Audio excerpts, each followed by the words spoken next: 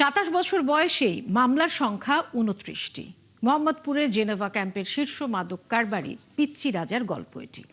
গত রাতে তাকে বিমানবন্দর থেকে গ্রেফতার করে পুলিশ। বুধবার এই রাজাকে ৭ দিনের রিমান্ড চেয়ে আদালতে তোলা হয়। গত ৯ জুন এই পিচ্চি রাজা সহ জেনেভা ক্যাম্পের শীর্ষ ১০ মাদক ব্যবসায়ীকে নিয়ে অনুসন্ধানী প্রতিবেদন প্রচার করে একাত্তর টেলিভিশন। আরও জানাচ্ছেন আশিক মাহমুদ।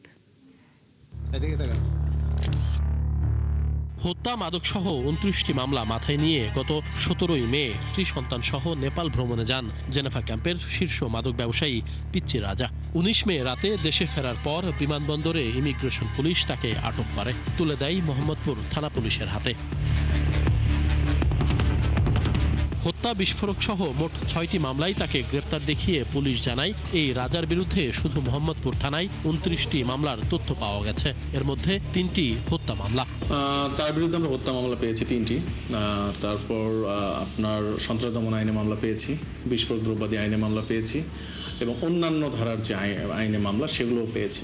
দ্যাট মিনস সে সকল ধরনের অপরাধের সাথেই জড়িত বলে বলা যায়। এবং এই জেনেভা ক্যাম্পে যে অস্থিতিশীল পরিস্থিতি যে বিভিন্ন সময় তৈরি হয়, এখানে তার প্রত্যক্ষ এবং পরোক্ষভাবে মদত রয়েছে।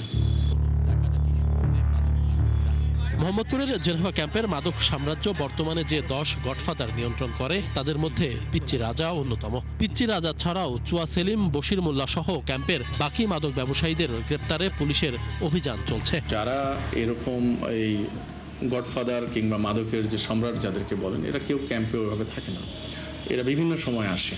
তো আমাদের তাদের উপর নজরদারি থাকে। অনেক সময় দেখা যায় যে ক্যাম্পে তাদের আসার খবর শুনে আমাদের টিম মুভ করে, পরবর্তী দেখা যায় সে ফাঁক ফোকর দিয়ে পার হয়ে যায়। কারণ জেনেভা ক্যাম্পে অনেকগুলো গলি রয়েছে, প্রায় 30টির মতো। তো আমাদের নজরদারি রয়েছে।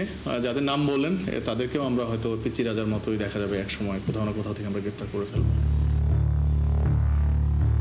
রাজাকে রিমান্ডে জিজ্ঞাসাবাদ করে তার সহযোগীদের গ্রেপ্তার করা হবে বলে জানিয়েছে পুলিশের এই কর্মকর্তা।